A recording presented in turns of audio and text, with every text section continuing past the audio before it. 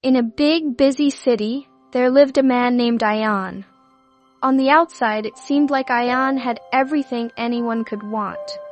He had a good job, a nice apartment, and enough money to travel and buy the things he liked. But deep inside, Ayan felt empty and unhappy. Every day, Ayan complained about something. His coffee wasn't warm enough. The traffic on the roads made him late. His colleagues at work annoyed him. It felt like no matter how much he had, it was never enough. He thought, why is life so unfair to me? One cold evening, after a hard and frustrating day, Ayan walked home through a different route.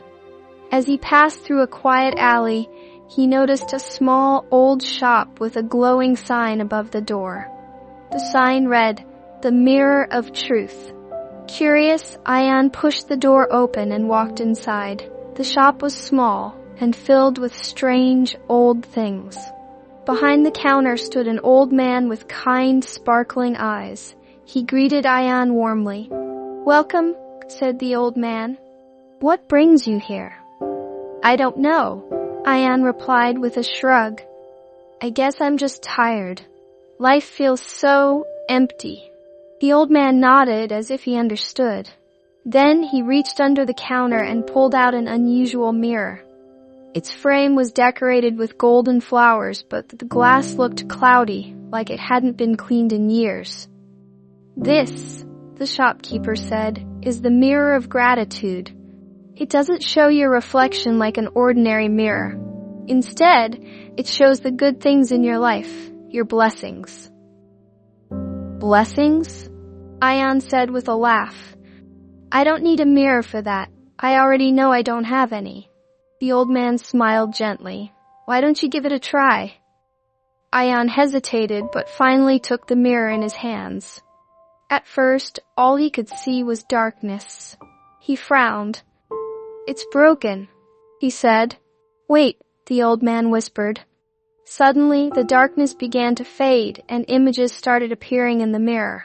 Ayan stared in surprise as he saw his mother, smiling as she made his favorite meal when he was a child. Then he saw his father teaching him how to ride a bike, running beside him, laughing with joy. Next, he saw his best friend who had cheered for him at his first marathon, and his teacher who had once told him he was capable of great things. One by one, the scenes showed moments he had forgotten. The stranger who returned his lost wallet, the neighbor who always greeted him warmly, the times his colleagues helped him at work. Ayan's eyes filled with tears. I didn't realize," he whispered. The shopkeeper nodded. "Gratitude, my friend, is the key to happiness. You've been so busy focusing on what's missing that you've forgotten to see what you already have." Ayan bought the mirror and took it home. That night, he stared at it again, thinking about the images it had shown him. He decided to start a new habit. Each night before going to bed, he would sit with the mirror and think about 3 things he was thankful for that day. At first, it was hard. He could only think of small things. The warmth of his morning tea, the sound of birds outside his window, the smile of a stranger. But as days turned into weeks, something amazing began to happen. The more Ayan focused on gratitude, the more good things he noticed in his life. Traffic no longer made him angry because it gave him time to listen to his favorite music. His coffee wasn't perfect, but it still gave him energy to start his day. Even his colleagues seemed less annoying when he thought about how they helped him when he needed it.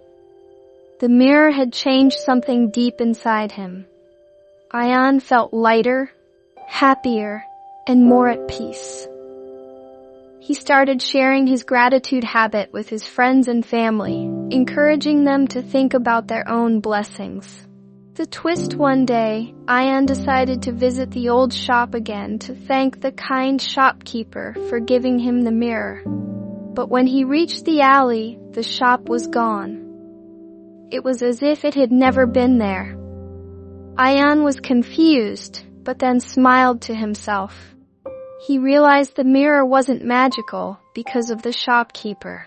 The real magic had been inside him all along. The mirror had simply taught him how to see it. From that day on, Ayan became known as a cheerful, kind-hearted man who inspired others to be thankful. He often told people his story, saying, "When you start looking for the good in your life, you realize you already have more than enough to be happy." And so, Ayan's life transformed. Not because of the things he owned or the people around him, but because he had discovered the power of gratitude.